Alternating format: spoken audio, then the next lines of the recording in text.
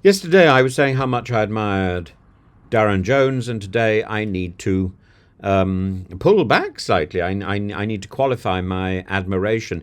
It's a curious thing to watch intellectual misstep in public.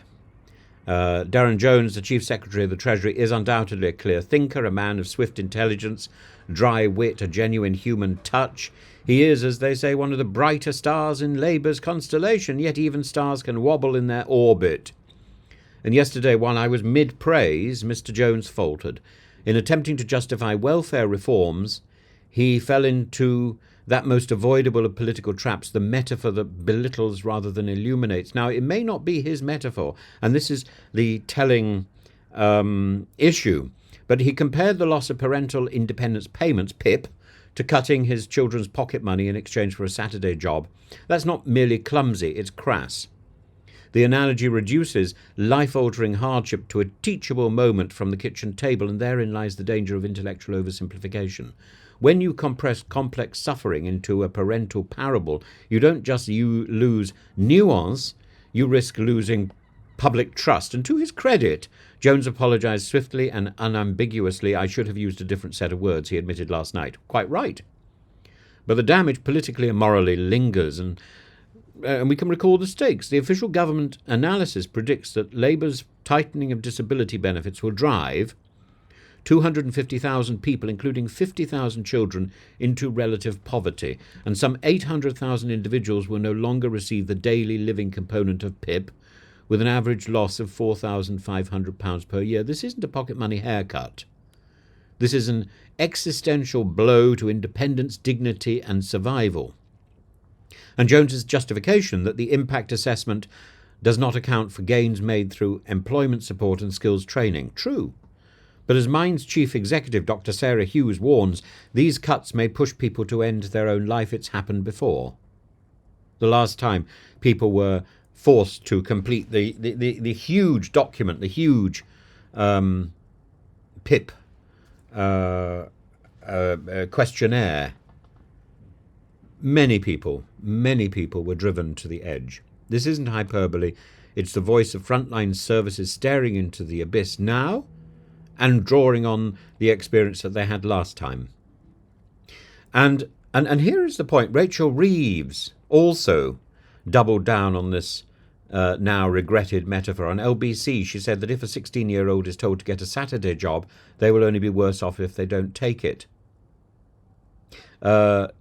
This is precisely the assumption that opportunity is available, accessible, and appropriate, and that assumption is so galling. But what's interesting is that she uses the same metaphor. In other words, that's on the briefing.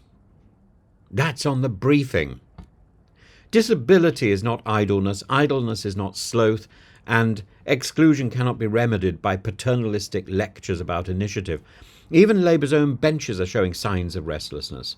Debbie Abrahams, Rachel Maskell, Richard Bergen have all raised concerns. Bergen went so far as to say that Labour has taken the easy option by targeting the disabled rather than taxing the richest. It's a charge not easily dismissed. Indeed, Jeremy Corbyn has accused the government of robbing disabled people of dignity, and for once the rhetoric feels less like theatre and more like reality.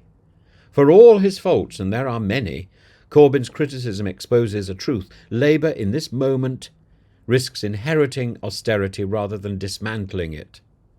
Labour risks taking on the mantle of conservatism and trying to outdo the Conservative Party by being nasty. I don't think politics should be about who can be the most unpleasant. Politics should be about trying to enable people, trying to encourage people. The welfare reforms will save £3.4 billion, according to the OBR. But at what cost? 3.2 million families will lose out, with an average drop of £1,720 per year. The Treasury may consider that a victory in fiscal rectitude. I fear history will judge it as a moral failure. Darren Jones remains, in my view, a man with a formidable brain. He thinks on his feet, but yesterday those feet lost their footing, and presumably because he retreated to the briefing paper. And so perhaps His party is the problem. I don't doubt it. Corbyn put it starkly. Labour is going further than even the Tories dared, and I don't endorse the nastiness on either side of the aisle, but I do worry about the direction of travel. This shouldn't be a contest in cruelty. It should be a race to compassion, to intelligent reform that dignifies, that doesn't dehumanise. And let's hope that Mr. Jones finds better words next time and better policies to match.